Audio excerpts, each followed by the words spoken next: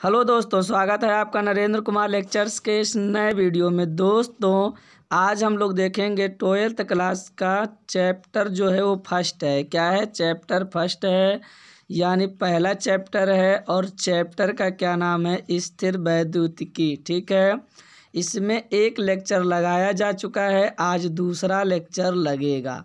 ठीक है ना, एक लेक्चर लगाया जा चुका है, एक वीडियो बनाई जा चुकी है, जिसको आप देख लीजिए। फिर उसके बाद ये वाला वीडियो देखिए, पक्का है आपके बहुत समझ में आएगा। ठीक है ना, आप एकदम समझ पाएंगे। इसका इंग्लिश में क्या कहा जाता है? इलेक्ट्रोस्टैटिक्स कहा जाता है। ठीक है ना, ठीक। और आप जानते हैं क्लास 12 का है। ठीक है, सीरीज का नाम रखा गया है तैयारी जीत की। सीरीज का नाम क्या है? तैयारी जीत की। सीरीज का नाम क्या है? तैयारी जीत की। ठीक है, हमारे साथ कितने बजे? 7:30 बजे। कितने बजे? 7:30 पर। कितने बजे? 7:30 पर लगेगा। ठीक है ना, डेली चलता है, 7:30 पर डेली चलता है। ठीक है, कोई दिक्कत नहीं होनी चाहिए। आइए स्टार्ट करते हैं बिना देरी किए हुए। तो इसके पहले हम लोग पढ़ चुके हैं। आज यहाँ से हमें स्टार्ट करना है कूलाम के नियम से। ठीक है ना, स्थिर वैद्युतिकी बल से। ठीक है, कूलाम का नियम क्या कहता है? दो बिंदु आवेशों, ठीक है ना, दो बिंदु आवेशों के मध्य लगने वाला स्थिर वैद्युत बल उनके आवेशों के गुणनफल के समानुपाती तथा उनके बीच की दूरी के व्युत्क्रमानुपाती होता है। ठीक है ना, जो आप ये देख रहे हैं, ठीक है, जो आप ये देख रहे हैं तथा दोनों आवेशों के मिलाने वाली रेखा के अनुदिश कार्यरत होती है। यहाँ आपने एक चार्ज देखा रखा है Q1 और यहाँ दूसरा चार्ज है Q2। इसके बीच की दूरी क्या है? R है। इसके बीच की दूरी क्या है बच्चा? R है। तो इस पर बल लग रहा है। क्या लग रहा है? बल। चाहे वो आकर्षण का लगे मेरे लाल, चाहे प्रतिकर्षण का। चाहे ये आकर्षण का लग जाए चाहे प्रतिकर्षण का, लेकिन इस पर बल लग रहा है। ठीक है ना, चलो क्या कह रहा है कि बल के जो दोनों बिंदु आवेश हैं उनके गुणनफल के अनुक्रमानुपाती होगा। बल क्या होगा? जो बिंदु आवेश हैं इन दोनों बिंदु आवेशों के गुणनफल के अनुक्रमानुपाती होगा। कौन? बल। तो बल को F से लिखा, ये अनुक्रमानुपाती है और ये दोनों आवेशों का गुणनफल है। और इसके जो बीच की दूरी है ना, ये वर्ग के व्युत्क्रमानुपाती है बल के। तो बल रहा ये आपका व्युत्क्रमानुपाती हो गया। जानते हो क्यों? क्योंकि 1/में आ गया। ठीक है ना, व्युत्क्रमानुपाती होता है तो 1/में आ जाता है। अगर बल बढ़ रहा है तो दूरी क्या हो रही है? घट रही है। अगर बल घट रहा है तो दूरी क्या हो रही है? बढ़ रही है। ये व्युत्क्रमानुपाती होता है। ठीक, आगे चलते हैं। तो ये दोनों हो गया। आप चाहो तो समीकरण इसे 1 मान सकते हो, समीकरण 2 मान सकते हो। यहाँ अब समीकरण 1 और 2 से F दोनों में है, एक बार लिखना, एक बार ये लिखना। और गुणे में क्या हो जाएगा? 1/r²। तो इसका गुणा इसमें हो जाएगा तो एक ही बार लिखा जाएगा, नीचे r² हो जाएगा। तो वही लिखा गया है। ठीक है ना, वही लिखा गया है। ठीक, अब ये प्रोपोर्शनल हटता है तो कुछ नियतांक आता है, कुछ नियत आता है। तो ये क्या है? ये नियत है। ठीक है ना, ये क्या है? नियत है। नियत क्यों माना गया? ये नियतांक है। क्या है? नियतांक। तो इस तरह से हमारा क्या आ जाता है? कूलाम का नियम आ जाता है। ठीक है ना, क्या आ जाता है? के की SI यूनिट। ठीक है ना, ये क्या है? आपका इसका जो मान है 1/4πε0 होता है। अंकीय मान में हो जाता है आपका 9 × 10⁻9 न्यूटन मीटर स्क्वायर प्रति कूलाम स्क्वायर। यहाँ ε0 आएगा, यहाँ ε0 आया है। ε0 को निर्वात की विद्युतशीलता कहते हैं। इसका मान क्या होता है? इसका मान होता है बच्चा, इसका मान होता है 8.85 × 10⁻12। ठीक है ना, न्यूटन इनवर्स मीटर per/2 और फिर उसके बाद C²। ठीक है ना, ये दोनों बटे में है। ठीक है ना, ये हो जाएगा।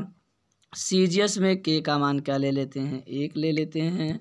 ठीक है ना, तो यहाँ दूसरी बात यहाँ देखो, अगर के है वैक्यूम के लिए लिया गया तो एप्सिलॉन नॉट हो जाएगा, के बराबर क्या हो जाएगा 1/4 पाई एप्सिलॉन नॉट। और अगर यहाँ के लिया गया तो ये मीडियम के लिए लिया गया तो एप्सिलॉन एम हो गया, तो ये माध्यम की विद्युतशीलता हो जाएगी और ये क्या हो जाएगी निर्वात की विद्युतशीलता। ठीक है ना। यहाँ एयर के लिए हो जाएगा, एयर के लिए ये रखा गया हो जाएगा 1/4 पाई एप्सिलॉन नॉट और इंटू Q1 Q2 बटा आर स्क्वायर। और मीडियम के लिए जो हो जाएगा बल 1/4 पाई एप्सिलॉन एम हो जाएगा और Q1 बटा Q2, और ये दोनों हो जाएगा कैंसिल अगर बटे में रखेंगे तो इस तरह से हमारा आएगा ई एम आ जाएगा, मतलब ये मीडियम का हो गया और ये निर्वात का हो गया, और ये जो ई आर आया है ये क्या हो गया आपेक्षिक विद्युतशीलता। तो ये आपका आ जाएगा आपेक्षिक विद्युतशीलता। और अगर एफ मीडियम के लिए निकालते हैं तो एफ एयर और अनुपात एफ नहीं है ये ई है, हाँ एफ है।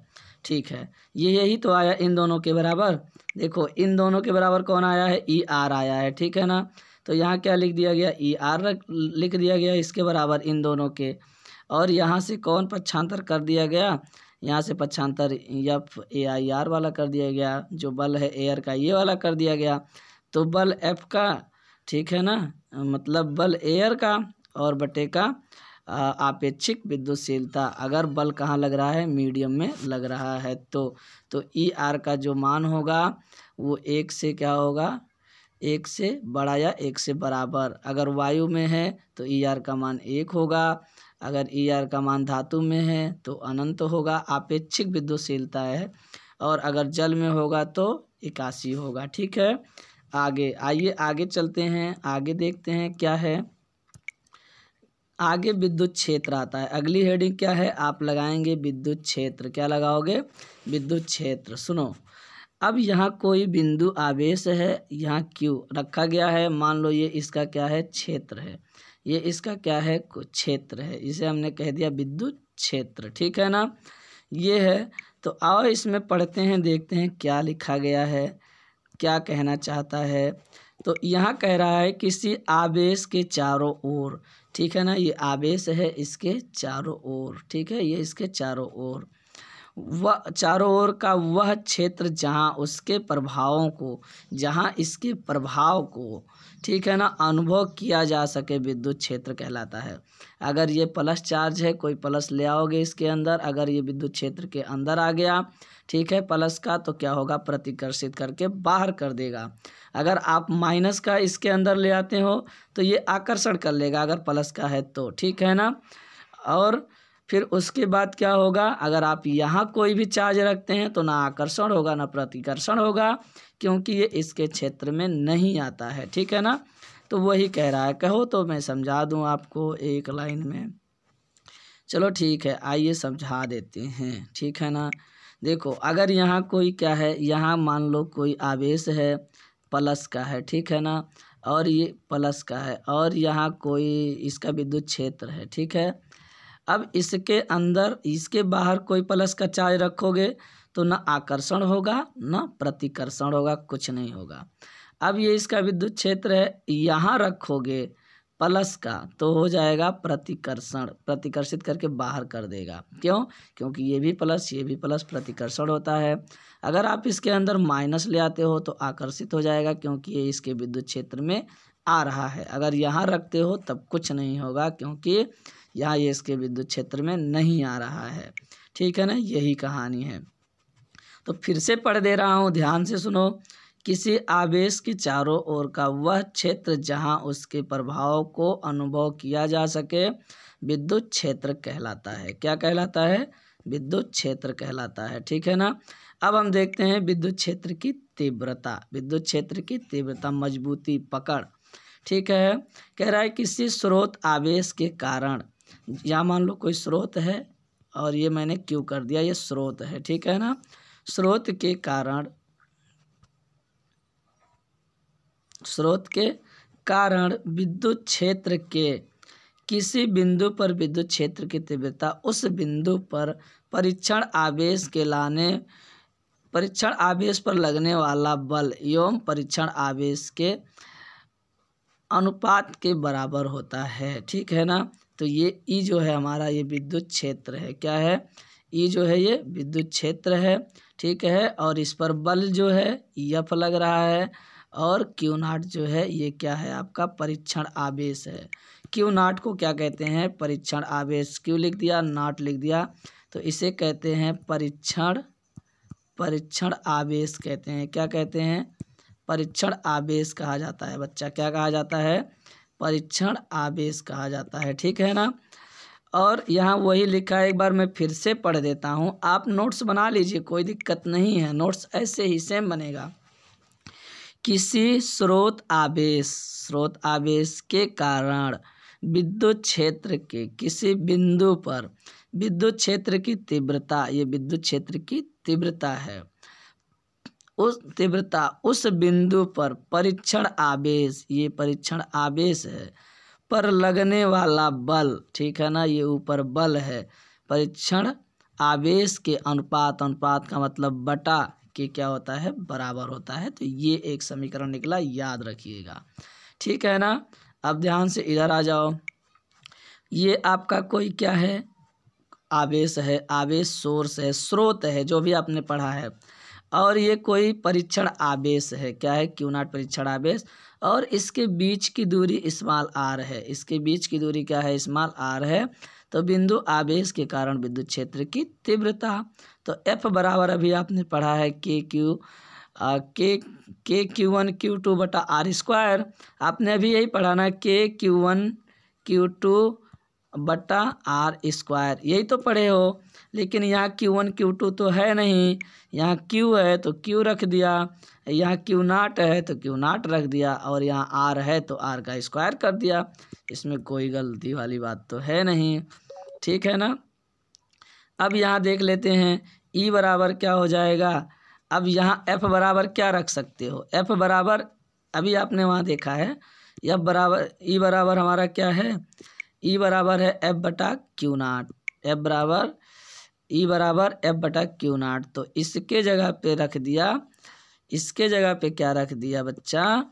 इसके जगह पे रख दिया, इसके जगह पे इसके बराबर F बटा क्यू, E बटा E बराबर क्या था? एक मिनट, यहाँ हमारा देखने दो समीकरण। E बराबर क्या है? F बटा क्यू।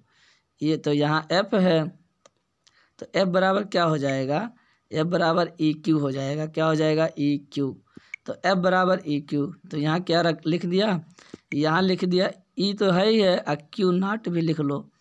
क्या लिख लो? Q नाट। Q नाट भी लिख लिया। अब Q नाट को इधर भेज दिया। कहाँ भेज दिया? तो इधर गुणा है, उधर जाके भाग हो जाएगा, तो आ जाएगा नीचे, इससे ये कैंसिल हो जाएगा। तो विद्युत क्षेत्र की तीव्रता क्या आ जाएगी? E बराबर के क्यू अपान आर स्क्वायर आ जाएगी। क्या आ जाएगी? E बराबर के क्यू अपान आर स्क्वायर, ये आ जाएगी। एक फार्मूला ये भी हो गया, आप इसे भी याद कर लीजिए। ठीक है ना। ये आपका ग्राफ रहा है। अगर ये E है और ये क्या है? 1/r स्क्वायर में, तो इसका जो ये ढाल होगा एकदम स्ट्रेट लाइन होगा। और अगर ये आपका इस तरह से है तो यहाँ E ढाल का ग्राफ होगा, गिरते हुए होगा इस तरह से। ठीक है ना।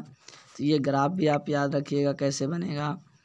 और आगे आ जाता है, आगे आ जाता है आपका, आगे आएगा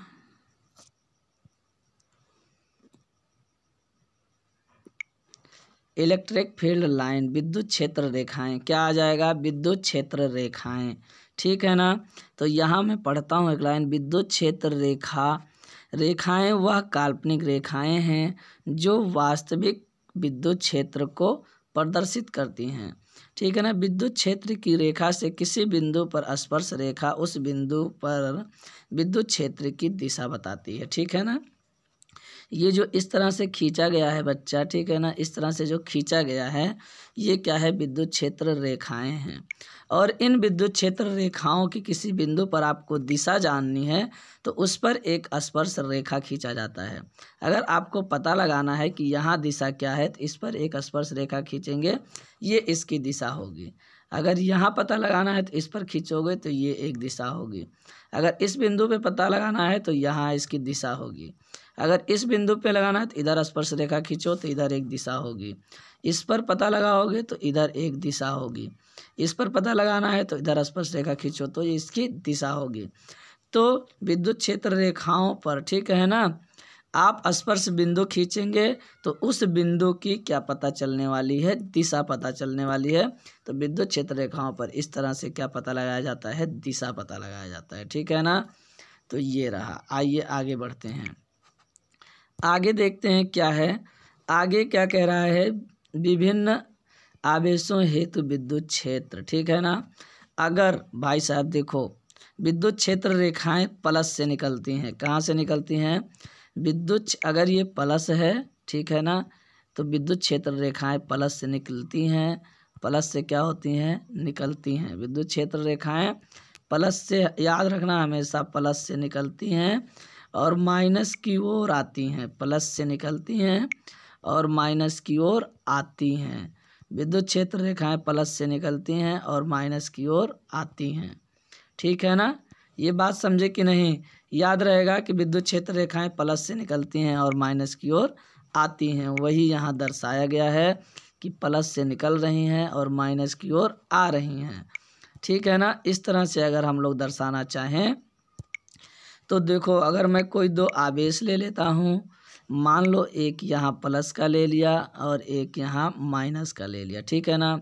तो ये अंदर भी क्या होगी, इस तरह से जाएगी। प्लस से निकली है माइनस की ओर, प्लस से निकली है माइनस की ओर, प्लस से निकली है माइनस की ओर, प्लस से निकली है माइनस की ओर, प्लस से निकली है माइनस की ओर, इधर गई फिर यही, फिर यही, ठीक है ना। इस तरह से ये सिलसिला क्या होता है, चलता रहता है, ठीक है। क्या रहता है, चलता रहता है, ठीक है। इधर आएंगी, इधर आएंगी, ठीक है ना। तो प्लस से निकलते हैं, माइनस की ओर जाते हैं, कौन, विद्युत क्षेत्र हैं। और चुंबक में क्या होता है, यहाँ देखो कर्व नहीं बन रहा है, इधर से गई है, इधर से नहीं आ रही, इधर से ही जा रही है, यहाँ कर्व नहीं बनता है। लेकिन चुंबक में क्या होता है, चुंबक में ये हो गया नॉर्थ और ये हो गया, एक मिनट, ये हो गया आपका नॉर्थ और ये हो गया साउथ, ठीक है ना। और ये रहा आपका चुंबक। ये अब इसमें यहाँ से निकलेगी, यहाँ जाएगी, यहाँ से निकलेगी, यहाँ जाएगी, यहाँ से निकलेगी, यहाँ जाएगी, ठीक है ना। नॉर्थ से निकलती है और साउथ की ओर जाती है। लेकिन एक कंडीशन इसमें और होता है, एक कंडीशन क्या होता है, चुंबक के अंदर साउथ से नॉर्थ की ओर होता है। तो यहाँ इस तरह से गई, इस तरह से आई तो कर्व बन गया, एकदम बन गया मतलब, लेकिन अपना वो जो वक्र है पूरा कर लिया। लेकिन यहाँ नहीं पूरा करती है, कहाँ, यहाँ पूरा नहीं करती है। देखो यहाँ कहाँ करती है, बस यही एक अंतर है। यहाँ गई फिर इधर से जा रही है, कहाँ पूरा हो रहा है, लौट के आती तब पूरा होता ना। तो बस यही एक अंतर है। तो याद रखना, प्लस से निकलती हैं माइनस की ओर जाती हैं, प्लस से निकलती हैं माइनस की ओर जाती हैं, प्लस से निकलती माइनस की ओर आती हैं, ठीक है ना। तो ये यहाँ तक आप समझ गए होंगे, मैं आशा करता हूँ, ठीक है। आइए आगे बढ़ते हैं, आगे देखते हैं। तो यहाँ दिशा दिया गया है और परिमाण दिया गया है, ठीक है ना, विद्युत क्षेत्र रेखाओं के लिए। अब पहले में अगर हम देखें तो इन दोनों, इन सभी तीर की जो दिशा है वो क्या है, समान है, एक ही दिशा में जा रही हैं। क्या जा रही हैं, एक ही दिशा में। इसलिए क्या हो जाता है, ये क्या है, नियत है, इसकी दिशा जो है वो नियत है। और सभी बाण की लंबाई भी क्या है, सेम है। तो ये भी क्या है, नियत है। इसके बीच की दूरी भी क्या है, सेम है। ये क्या हो जाता है, नियत हो जाता है। दूसरे वाले में देख लेते हैं, यहाँ ये दिशा तो नियत है, एक ही दिशा है, लेकिन परिमाण, ये इसके बीच की दूरी, इसके बीच की दूरी, इसके बीच की दूरी ज़्यादा कम ज़्यादा है, इसलिए ये क्या हो गया, अनियत हो गया। क्या हो गया, अनियत हो गया।